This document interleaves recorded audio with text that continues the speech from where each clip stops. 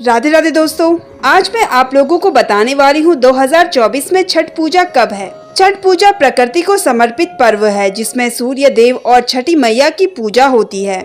यह पर्व 4 दिनों तक चलता है, जिसका आरंभ चतुर्थी तिथि से हो जाता है और समापन सप्तमी तिथि पर होता है।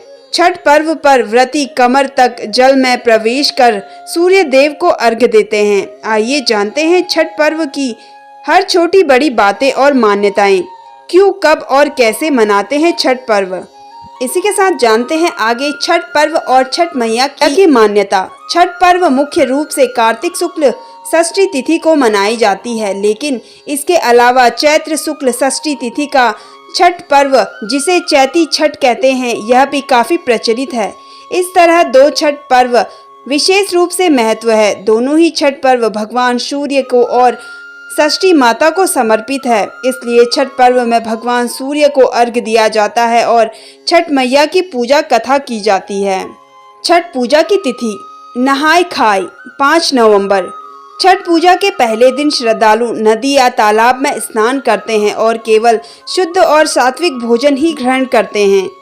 खरना 6 नवंबर को। दूसरे दिन व्रती दिन भर निर्जला उपवास रखते हैं। शाम को पूजा के बाद प्रसाद के रूप में खीर, रोटी और फल खाया करते हैं। संध्या अर्घ 7 नवंबर। तीसरे दिन व्रती सूर्यास्त के समय नदी या तालाब के किनारे जाकर सूर्य देव को अर्घ्य देते हैं। यह छठ पूजा का सबसे महत्वपूर्ण दिन होता है। प्रातःकालीन अर्घ्य 8 नवंबर।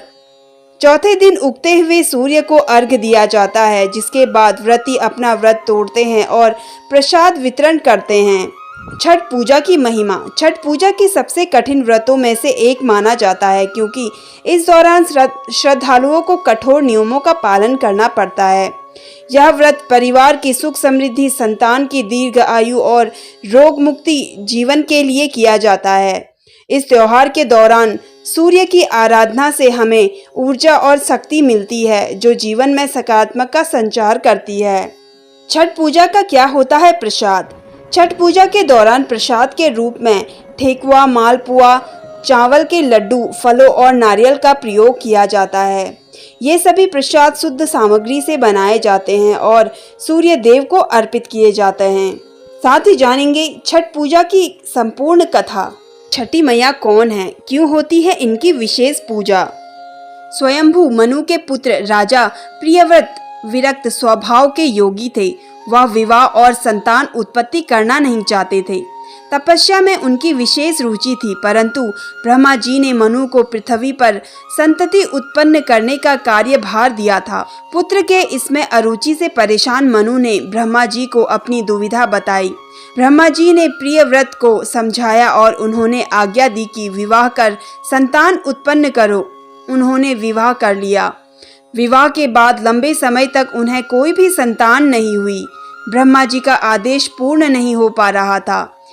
प्रियव्रत परामर्श के लिए कश्यप जी के पास गए। कश्यप जी ने उनसे पुत्रेष्टि यज्ञ कराया। यज्ञ के बाद मुनि ने रानी मालिनी को चरु यानी कि खीर प्रसाद के रूप में दिया। खीर ग्रहण करने से रानी मालिनी गर्भवती हो गई।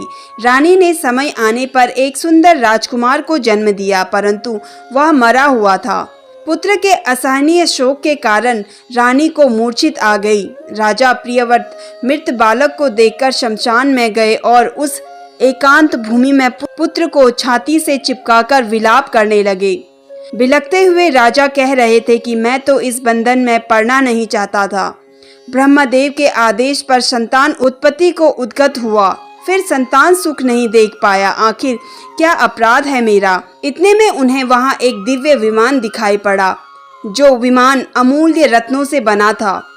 पुष्पों की माला सुसज्जित विमान पर बैठी मन को मुग्ध करने वाली एक परम सुंदरी देवी को राजा प्रियव्रत ने देखा। श्वेत चंपा के फूल के समान उज्जवल वर्ण वाली वह देवी मुस्कुरा रही थी। उन्हें सामने विराजमान देखकर राजा ने बालक को भूमि पर रख दिया और आदर के साथ उनकी पूजा स्तुति की। वह देवी षष्ठी थी। उन्हें प्रसन्न देखकर राजा ने पूछा, सुशोभने कांते सुव्रते, आप कौन हैं? आपके स्वामी कौन हैं और आप किसकी कन्या हैं? तुम स्त्रियों में धन्यवाद एवं आदर की पात्र हैं। आप अपना परिचय कहें। जगत को मंगल प्रदान करने में प्रवीण तथा देवताओं को रण में सहायता पहुंचाने वाली वह भगवती देवसेना थी। पूर्व समय में देवता दैत्यों से परास्त हो चुके थे। इन देवी ने स्वयं सेना बनकर और देवताओं के पक्ष में युद्ध किया था। इनकी कृपा से देवता विजय हो गए थे, अतएव उनका नाम देवसेना पड़ गया। देवी ने प्रियव्रत से कहा, राजन, मैं ब्रह्मा की मानसी कन्या देवसेना हूँ। विधाता ने मुझे उत्पन्न करके स्वामी कार्तिकेय को सौंप दिया है। मैं भगवती मूल प्रकृति के छठे अंश से प्रकट होने के कारण विश्व में देवी षष्ठी नाम से मेरी प्रसिद्धि है। मेरे प्रसाद से पुत्रहीन व्यक्ति सुयोग्य पुत्र, पत्नीहीन उत्तम पत्नी और दरिद्र धन प्राप्त करते हैं। राजन, सुख दुख भय शोक दर्श मंगल संपत्ति और विपत्ति ये सब कर्म के अनुसार होते हैं। अपने कर्म के प्रभाव से पुरुष अपने पुत्रों का पिता होता है तो कुछ पुत्रहीन भी होते हैं। किसी को मरा हुआ पुत्र होता है और किसी को दीर्घ जीव। यह कर्म फल है, मैं तुम्हारी सहायता करूंगी। इस प्रकार कहकर देवी षष्ठी ने उस बालक को उठा लिया और उसे पुनः जीवित कर दिया। कुछ पल मृत पड़ा हुआ बालक अब हंस रहा था। प्रियव्रत उसे निहार ही रहे थे कि देवी देवसेना उसे लेकर जाने को तैयार हो गई। यह देख राजा दुखी हो गए। उन्होंने पुनः देवी की स्तुति की। तब संतुष्ट हुई देवी ने राजा से कहा, तुम स्वयंभू मनु के पुत्र हो, त्रिलोक में तुम्हारा शासन चलता है। तुम सर्वत्र मेरी पूजा कराओ और स्वयं भी करो। मैं तुम्हें यह मनोहर पुत्र प्रदान करती हूँ। इसका नाम सुव्रत होगा। यह भगवान नारायण का कलावतार तथा प्रधान योगी होगा। इसे पूर्व जन्म की बातें स्मरण रहेंगी। क्षत्रियों में श्रेष्ठ यह बालक 100 अश्वमेघ यज्ञ करेगा। इस प्रकार कहने के पश्चात भगवती देवसेना ने उन्हें वह पुत्र दे दिया और चली गई। राजा भी प्रसन्न मन से मंत्रियों के साथ अपने घर लौट आए और सारा वृतांत सबसे कह सुनाया। राजा ने सर्वत्र पुत्र प्राप्ति के उपलक्ष्य में मांगलिक कार्य आरंभ करा दिए। तब से प्रत्येक मास में शुक्ल पक्ष की षष्ठी तिथि के अवसर पर भगवती षष्ठी का पूजन होने लगा। बालकों के प्रसव गृह में छठे दिन, 21वें दिन तथा अन्नप्राशन के शुभ समय पर यत्न पूर्वक देवी की पूजा होने लगी। सर्वत्र इसका पूरा प्रचार हो गया। सूर्य षष्ठी यानी छठ को माता षष्ठी की विशेष पूजा होती है, इसलिए इसे छठ पर्व भी कहा जाता है। जैसे राजा प्रियव्रत को माता षष्ठी की कृपा से पुत्र की प्राप्ति हुई, उसी प्रकार स्त्रियां षष्ठी के दिन षष्ठी को अर्घ्य देती है और उसमें उत्पन्न उत्तम संतान के दीर्घ आयु और सुख संपन्नता होने का वरदान प्राप्त करती है। यह कथा ब्रह्म वैवर्त पुराण में विशेष रूप से आती है। जय छठी मैया, जय हो छठी मैया। तो दोस्तों, ये थी कुछ महत्वपूर्ण जानकारी।